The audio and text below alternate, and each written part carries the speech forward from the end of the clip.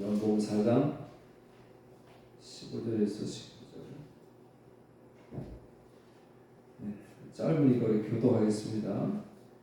여자가 이르되 주여 그런 물을 내게 주사 목마르지도 않고 또 여기 물 길으로 오지도 않게 하소서. 여자가 대답하여 이르되 나는 남편이 없나이다. 예수께서 이르시되 네가 남편이 없다 하는 말이 옳도다.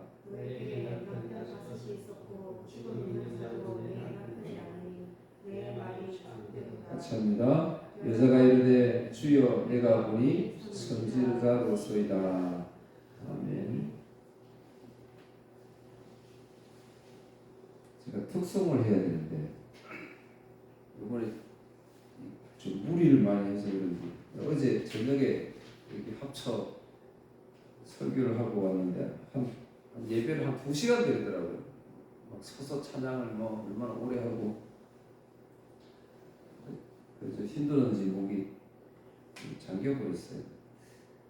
근데 이제 목이 잠겨도 이걸 해야 되는 이유가 오늘 설교하고 제가 맞춰서 준비를 해놓은 거기 때문에 그래서 양해하시고 들으시면 되겠습니다. 가사를 잘 한번 보세요.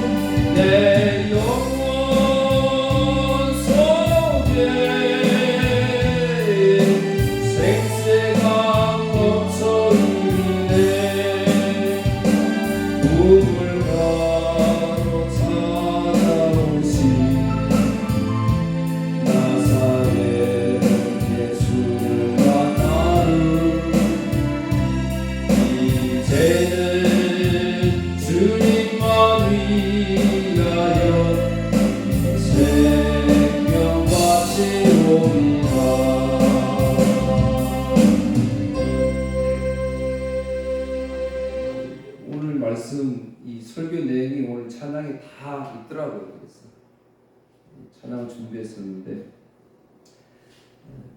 이제 14절에 보니까 예수님께서 여인을 만나서 이제 물 좀 달라고 하는 우물가에 만나셔서 그런 이야기 중에 내가 주는 물을 마시는 자는 영원히 목마르지 아니하리니 내가 주는 물은 그 속에서 영생하도록 솟아나는 샘물이 되리라. 예수님이 이렇게 말씀하시니까 여인이 깜짝 놀랐어요. 세상에 그런 물이 다 있다고? 나는 이렇게 불편하게 힘들게 물 기르러 나오는데 한 번 마시면 영원히 다시 안 와도 되는 그런 물이 있다고? 그런 물이 있다면 그러면 나에게 주십시오. 이제 15절 말씀이 그거잖아요. 여자가 이르되 주여 그런 물을 내게 주사 목마르지도 않고 또 여기 물 기르러 오지도 않게 하소서. 그렇게 말씀했어요. 무슨 말씀이냐면 이 땅에 존재하면서 이 땅에 사로잡힌 사람들 눈에는 이 땅만 보인다 그 말이에요. 오늘 우리도 마찬가지예요. 오늘도 우리가 부름을 받았지만 이제 우리가 좀 많이 성숙하면 조금 도움은 되지만 그래도 여전히 우리는 기도하면 이 땅만 보여요. 그래서 교회 오면 이 땅의 문제 가지고 와서 이 땅의 문제 해결해 달라고 기도하는 게 그게 우리 여러분들이 아마 솔직한 심정이지. 아마 그렇게 기도하셨을 것이고요. 저도 늘 그렇게 기도합니다. 하늘 거 기도해야지. 하늘 구해야지. 그렇게 하는데도 매번 기도하는 거 보면 이 땅껏 구하면서 살았던 것을 아니할 수 없지요. 왜 그러냐면 우리는 이 땅에 사로잡힌 자들이기 때문에 그렇습니다. 그래서 나중에 우리가 들어갈 곳이 새 하늘과 새 땅이 되는 거예요. 이 땅은 사로잡힌 땅이기 때문에 누구에게 마귀에게 사로잡힌 땅이기 때문에 그래서 마귀에게 사로잡히지 아니한 그 땅을 우리는 새하늘과 새 땅이라고 이렇게 이야기를 합니다. 그래서 이 땅에는 늘 분쟁이 있고 전쟁이 있고 다툼이 있고 근심이 있고 염려가 있고 우리만 봐도 그렇잖아요. 오늘 예배드리면 좋고 저도 어제 예배드리고 설교하고 보니까 좋으면서도 또 한편으로는 걱정되고 염려되고 불모진 합천에 있는 그 젊은 청소년들이 모여서 자기들 어찌됐든 은혜를 구하면서 막 이렇게 열심히 하는 걸 보니까 참 기특하기도 하고 그러나 그럴수록 그들에게 참된 복음을 심어줘야 되는데 그런 환경이 안 되는 것을 보면 마음이 아프고 가슴이 아프고 또 그렇습니다. 그래서 이 세상 일들이 좀 힘들고 어려우니까 좌절하고 넘어지고 부모들은 그것을 피부적으로 경험을 했으니까 내 자녀들에게는 이 땅에서 좀 더 잘 살아야 되겠고 그래서 자녀들을 양육하는 데 있어서 온 힘을 기울이잖아요. 그것을 통해서 또한 여러 가지 문제가 많이 발생합니다. 결국은 이 세상은 전쟁 뒤에 전쟁. 여전히 우물가로 찾아오셔서 주님은 이 여인을 만나주셨지만 여전히 이 여인은 땅만 보고 있다는 사실입니다. 그래서 오늘 본문 말씀은 우물가에서 예수님이 여인을 찾아오셔서 만나서 땅만 바라보던 한 여인이 예수님이 만나주시니까 그의 믿음이 어떻게 바뀌어드느냐 하는 것을 보여주는 것이 오늘 사건입니다. 그러니까 오늘 본문 사건에서 다른 것 찾으려고 하시면 안 돼요. 우리는 늘 땅만 보는 인생이다. 요한복음 나중에 뒤에 6장에 살펴보겠습니다. 6장 33절에도 그들이 이르되 주여 이 떡을 항상 우리에게 주소서. 예수님이 놀라운 기적을 베푸시고 또 구약에서는 만나로 먹이셨잖아요. 그러니까 우리 인생들은 하나같이 왜 그렇게 먹이셨느냐에 이유가 있는 것이 아니고 그냥 이게 좋으니까 내 고생 덜하고 나를 먹여주시니까 그저 감사했어요. 그래서 그거 항상 우리에게 주소서 이렇게 이야기를 했던 거예요. 이 세상 거 구하는 게 잘못됐다고 제가 말씀드린 게 아니에요. 기도해야지. 건강도 달라고 기도해야 되고 물질도 달라고 기도해야 되고 사람 관계도 좋아지게 해달라고 기도하지 말라는 게 아니고 그런데 그 기도했기 때문에 그 물질이 쌓이고 건강해지고 그런 것은 아니다 이 말이에요. 그럼에도 왜 그러면 기도하느냐? 기도할 때 그것을 깨닫게 된다니까요. 기도하면 철저히 나는 죄인이구나. 나는 세상만 보고 사는 인생이구나. 이걸 알게 하신다니까요. 그래서 성령이 우리는 기도할 줄 모르는데 성령이 우리를 위해서 간절히 기도하신다. 그렇게 말씀하셨잖아요.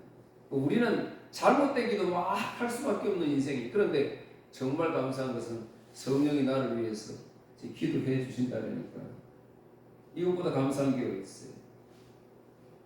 땅만 보며 사는 인생들을 오늘 저와 여러분을 어떻게 믿음의 자리로 이끄셔서 변화시키는지 말씀을 보겠습니다. 이제 16절에 그래서 보세요. 목마르지도 않고 내가 다시 우물에 오지도 않는 영원히 목마르지 않는 물이 있다면 이거 주십시오라고 했는데 갑자기 주님은 뜬금없는 말을 하잖아요. 이르시되 16절 가서 내 남편을 불러오라 그랬습니다. 아니 주님이 물 달라 그래가지고 그러니까 내가 너한테 물을 주겠다. 근데 보니까 주님에게는 물바가지도 없고 저 우물은 깊은데 어떻게 나에게 물을 줄 수 있습니까? 심지어 당신은 유대인인데 어떻게 나와 상종을 하고 나에게 물을 줄 수 있습니까? 근데 이 물을 마시면 영원한 맛이 영원히 목마르지 않는 거다. 그러니까 이 여인은 그러면 그런 물이 있다면 나에게 주십시오. 그랬더니 갑자기 네 남편을 데려오라 이렇게 말씀하셨습니다. 이제 이거는 죄를 지적하는 거예요. 죄를 지적하는. 죄를. 여인이 밝히고 싶지 않은 내용이잖아요. 여인은 이 내용 남편 5이 있으니까 또 지금의 한 남자가 있으니까 총 6명이잖아요. 지금 주님이 지금 그거를 이야기하시잖아요. 내 남편을 불러오라니까 나는 남편이 없습니다. 5이 있었는데 다 헤어지고 지금 사는 남편도 남편이 아닙니다. 그렇게 이야기했어요. 지금은 그렇지 않지만 예전에는 이혼은 남편이 하는 거예요. 남편이 일방적으로 같이 모셔야겠다고 해요. 그래서 여자 측에서 볼 때는 뭐예요? 버림받았다는 거예요. 버림받았다. 그러니까 이 여인은 적어도 5번, 공식적으로 5번은 지금 버림받았다는 거예요. 숨기고 싶은, 말하고 싶지 않은 그런 내용이잖아요. 그래서 주님은 이제 이거 들춰내십니다. 여러분 제가 말씀드렸지요. 예수님이 이 여인을 일부러 만나려고 찾아가셨다고 말씀드렸어요. 목적지는 지금 여기가 아니잖아요. 사마리아가 목적지가 아닌데 그런데 주님은 이 여인이 목적이 있었기 때문에 갈릴리로 바로 올라가잖아요. 요단강에서 바로 강을 따라 직진 올라가면 갈릴리로 올라가야 되는데 갈릴리로 가자 그러시놓고는 사마리아에 들어가서 여인을 만나셨어요. 오늘 여러분 교회는 내가 온 것이 아니고 주님이 나를 부르셨다는 거예요. 오늘 이 여인도 여인이 예수를 만나고 싶었던 것이 아니고 주님이 우물가로 찾아가셔서 여인을 만나 주셨다는 거예요. 그래서 만나 주셔서 뭐 했다고요? 우리의 죄를 들치는 거예요. 그래서 여러분 우리가 예배 율법은 뭐라고 그랬어요? 나의 죄를 깨닫게 하는 것이다. 성경은 그래서 성경 읽을 때마다 이 성경에서 좋은 구절을 가지고 와서 이 땅에서 나에게 비전을 주는구나, 나에게 감동을 주는구나, 정말 좋은 말씀이구나. 그래서 내가 정말 하나님 열심히 믿고 싶어요. 이제 그러라는 것이 아니고 이 말씀을 읽으면 읽을수록 하나님의 그 크신 주님의 그 크신 사랑을 알게 되잖아요. 주님의 큰 사랑을 알게 되니까 그만큼 나는 어떤 존재가 돼요? 허물 많은 죄인이 될 수밖에 없잖아요. 그러니까 감사가 나오는 거예요. 그 앞에 엎드릴 수밖에 없다는 거죠. 그러니까 여인이 변할 수밖에 없는 거예요. 오늘 여러분 교회에 나오셔서는 하나님의 말씀을 듣습니다. 예배합니다. 그러면 그것을 통해서 뭐 해야 되는 거예요? 주님의 온전하신 사랑을 발견하게 되지요. 나 같은 사람도 예배를 드리네. 전도를 할 때 제가 그것을 안다 그랬어요. 여러분 전도를 왜 해야 되느냐? 전도를 하면 니나 잘 믿더라고요. 부딪히잖아요. 그러면 깨닫는 거예요. 그것 때문에 실망하고 낙심하는 게 아니고 깨닫는 거예요. 야, 복음은 이런 거구나. 내가 이렇게 증거해도 믿지 않는구나. 그런데 나는 보니까 예수님을 믿고 있네. 우리 그리스도인들이 그래서 내가 자기가 구원받은 것을 너무 가볍게 여긴다는 거예요. 기억이 안 나거든요. 내가 예수님을 정말 쉽게 믿었거든요. 그러니까 그 은혜를 잘 몰라요. 힘들게 믿은 사람은 막 간증을 하잖아요. 근데 저는 역시 어머니가 아기 때부터 뱃속에부터 교회를 다녔기 때문에 잘 몰라요. 그런 감동이 없어요. 이제는 알지요. 이제 이 말씀 한 구절 한 구절 읽을 때마다 내가 얼마나 죄인인지, 나를 얼마나 사랑하시는지 이제 깨닫게 되지. 그러니까 다른 걸 볼 필요가 없는 거지. 오직 주님 은혜, 주님의 사랑. 그래서 나의 죄를 계속해서 지적하면 지적할수록 더 나에게는 감사가 나올 수밖에 없다는 것입니다. 근데 이제 놀라운 일이 생깁니다.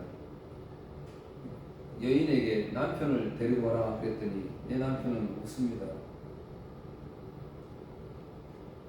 여인이 이제 기가 막히지요. 자기의 과거를 다 아시니까. 그러니까 자신의 과거를 알 수 있는 분은 누구밖에 없어요? 선지자밖에 없는 거예요. 그러니까 이제 선지자로 17절 여자가 대답하여 이르되 나는 남편이 없나이다. 예수께서 이르시되 네가 남편이 없다는 말이 옳도다.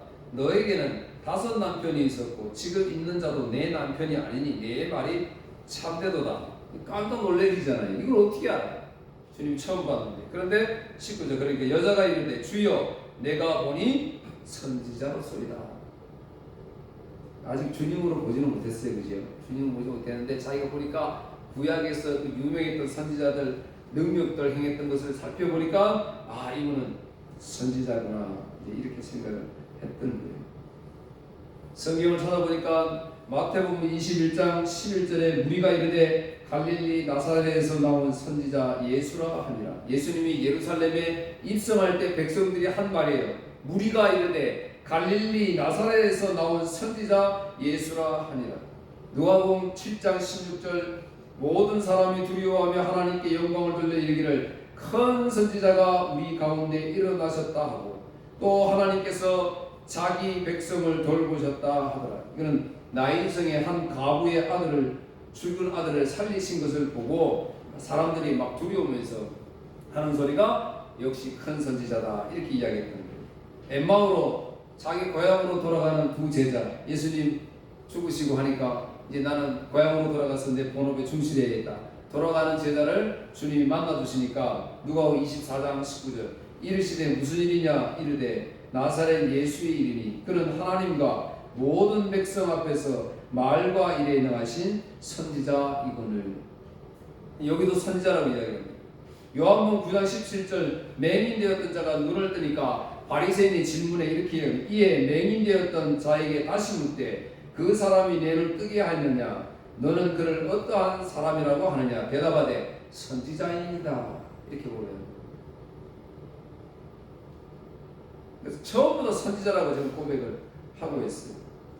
자, 그러면 이제 잘못됐다는 말씀드리는 게 아니고 선지자가 해야 될 일이 2가지예요. 선지자, 구약의 선지자는 뭐 했습니까? 선지자들이 전부 다 죄를 지적했지. 오늘 목회자는 선지자는 아니지만 말씀을 가르치는 자예요. 그러면 목회자는 뭐 해야 돼요? 죄를 지적해야 되는 거예요. 여러분들을 격려한다고 이제 예전에 그런 분이 있더라고요. 한 주일 동안, 일주일 동안 세상에서 힘들게 살아가던 교회 왔는데 막 죄인이라고 위로받으라고 격려해줘야지. 죄인이라고. 그러니까 복음을 모르니까 그러니까 죄인이라 그러면은 그것이 기분 나쁘고 그것이 절망되어지고 일주일 동안 내가 힘들게 살았던 게 와서 위로받아야 되는데 죄인이라니까 위로가 안 됩니까? 제가 좀 전에 말씀드렸잖아요. 우리는 진짜 죄인이라는 것을 고백할 때 그게 은혜가 있다니까요. 그게 진짜 은혜예요. 찬송을 막 부르고 은혜롭게 부른다고 이해하잖아요. 기도를 그렇게 하고 무슨 행사를 하고 그래서 은혜를 마쳤다고 하나님께 영광이 되었다고 그게 아니고 내가 죄인이라는 걸 알 때 거기에 은혜가 임하는 주님이 찾아오실 때 죄인입니다. 그래서 선지자들은 어떻게 했어요? 전부 죽습니다. 진짜 복음을 증거한 선지자는 다 죽는 거예요. 가짜 선지자를 성경에 예레미야에서 뭐라 그럽니까? 새를 잡아가지고 새장에 가득 채워야 이 새를 팔 때 내가 이익이 되잖아요. 그러니까 이 새 주인은 이 선지자를 비유해서 그렇게 말씀하시잖아요. 그러면 이 새장에 새를 많이 가두려면 어떻게 됐어요?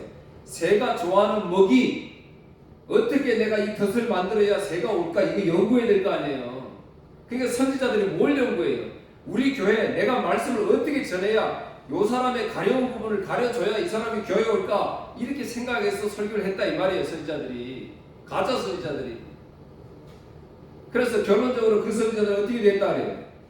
배부르고 살찌고 윤택하고 기름졌다 이야기하잖아요.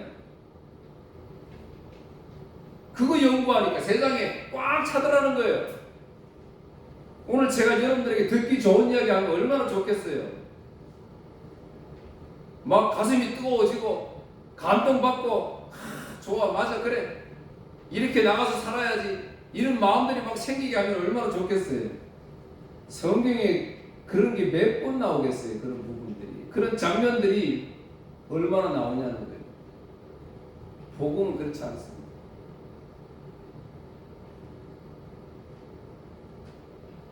제가 우리 자리가 텅텅 비었으니까 제가 그런 이야기하는 게 아니라 진짜 다른 분들 그렇게 얘기해요. 네가 이제 성도들 많아져 봐라.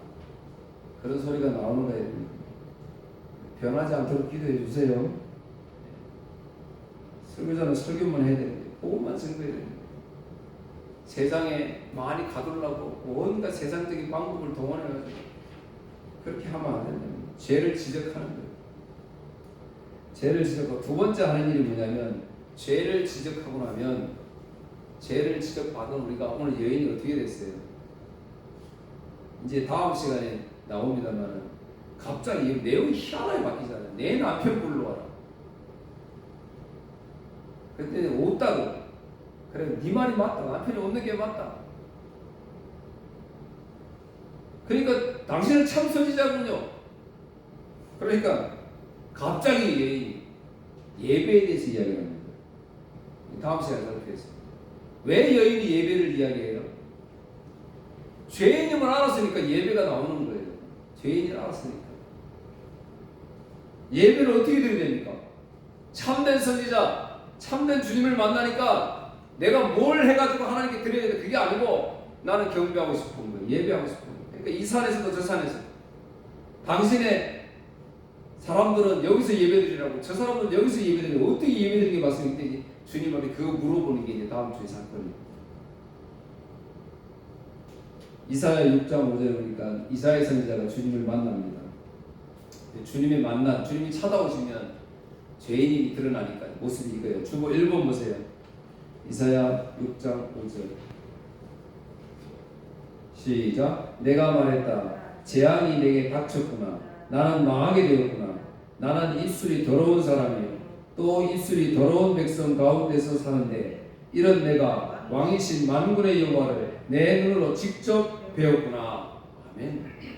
무슨 죄인임을 알잖아요. 주님 만나니까 나는 이제 힘내서 살겠습니다. 막 그게 아니고 주님 만나니까 나는 죄인이구나. 입술이 부정한 사람이다 이렇게 이야기를 하잖아요. 그런데 나는 잘한다. 나는 교회 나오는데 열심히 하는데 잘하는데 예배도 안 빠지는데 절기도 잘하는데 이렇게 이야기했던 바리새인들 한 번도 안 빠지고 금식하고 11조 드리고 그렇게 했다고 이야기하잖아요. 그런데 주보 2번 누가복음 18장 13절 보세요. 바리새인은 그랬는데 한편 세리는 멀리 서서 감히 눈을 들어 하늘을 보지도 못하고 다만 가슴을 치며 말했다. 하나님 이 죄인을 불쌍히 여겨 주십시오. 그때 14절 내가 너에게 말한다. 이 사람이 저 바리새파 사람보다 의롭다 인정을 받고 집으로 돌아갔다. 누구든지 자기를 높이는 사람은 낮아지고 자기를 낮추는 사람은 높아질 것이다. 이렇게 얘기했잖아요. 할렐루야. 어제 머리 들 수가 없다니까요.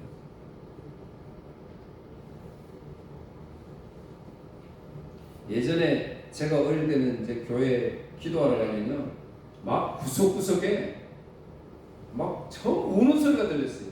오늘날처럼 기도를 거창하게 하지도 않았어요. 그런 기도가 어디 있었어요? 그냥 막 흐느끼고 울고 있는, 그게 그냥 주여 아버지 이러고 막 운다니까요. 왜 그랬을까요? 물론 이 세상의 삶이 힘들고 어려우니까 이 땅만 보고 사는 인생이 힘든데 주님밖에 없으니까 찾아와서 주님 앞에 그렇게 기도하는 거예요. 주님 만나니까 나는 이 세상에서 죄인이구나. 그러니까 다른 거 기도할 게 없는 거예요. 그냥 펑펑 우는 거예요. 그래서 죄를 지적당하면 진짜 하나님의 백성들은 하늘을 보게 되는 거예요. 땅만 보던 인생, 땅만 보던 이 여인이 늘 물 길러 가는데 근심되고 걱정되고, 자기 소문 날까봐 늘 걱정되고, 그래서 우울까 저 동네 바깥에 가서 저 포우잖아요. 그런 삶을 살아야 되는데 주님을 만나니까 이제 땅을 보는 게 아니고 하늘을 보게 되는 거예요. 그러니까 하늘을 보니까 자기 땅에 있었던 게 이제 안 보이니까, 그러니까 담대해지는 거예요. 담대하십시오. 그게 담대해지나요? 이게 변해야지. 이게 변해야 담대해지는 거지. 내가 여러분에게 막 축원합니다, 담대하십시오, 막 믿습니다 이러면은 믿어지나요? 그렇지 않지. 하늘을 보게 됩니다. 그런데 믿지 않는 사람들은 죄를 지적하면 어떻게 돼요? 화내지요, 썩내지요. 나는 그런 대로 하는데, 나는 그런 대로 교회 생활 한다고 하는데 자꾸 내보고 죄인이라 그러니까 그게 싫은 거예요. 아직 은혜가 덜 찾아오거든요. 주보서 한번 히브리서 4장 12절 14절을 보세요. 하나님 앞에 우리가 어떤 존재인지.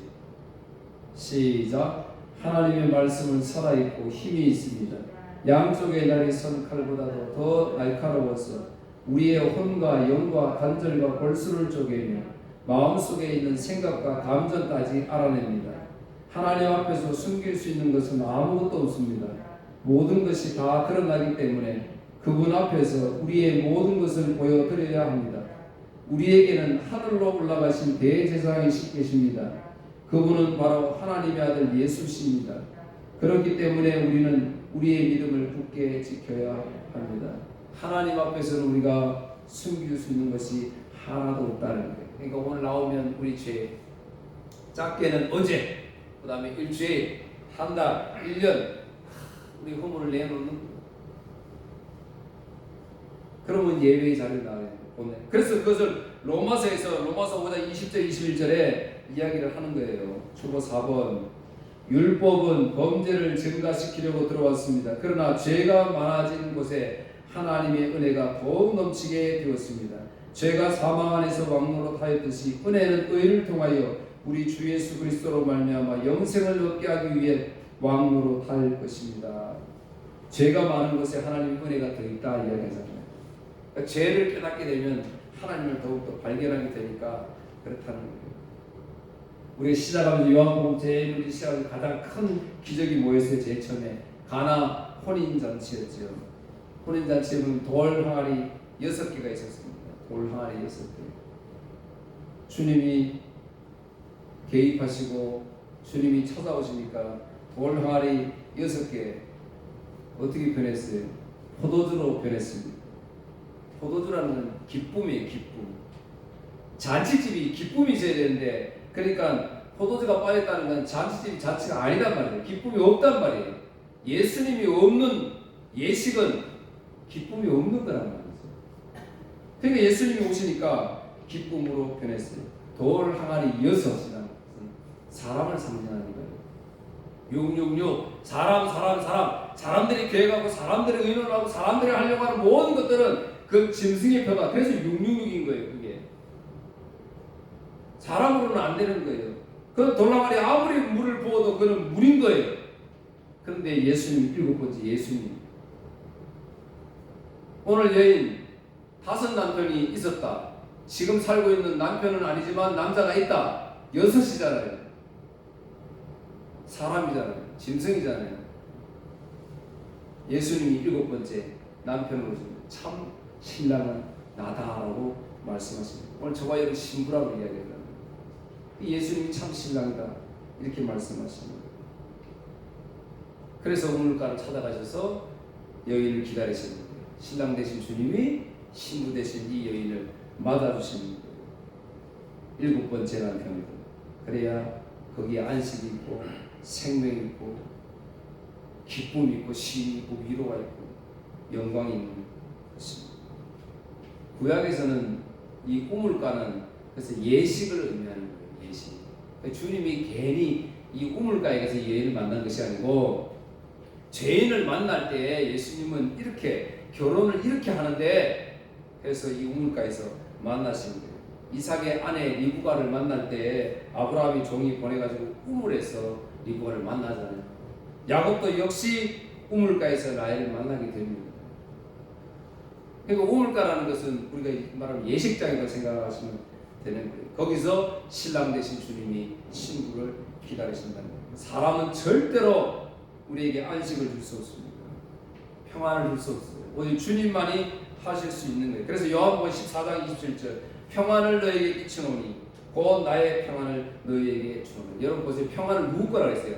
나의 평안을 주노라 했다니까요.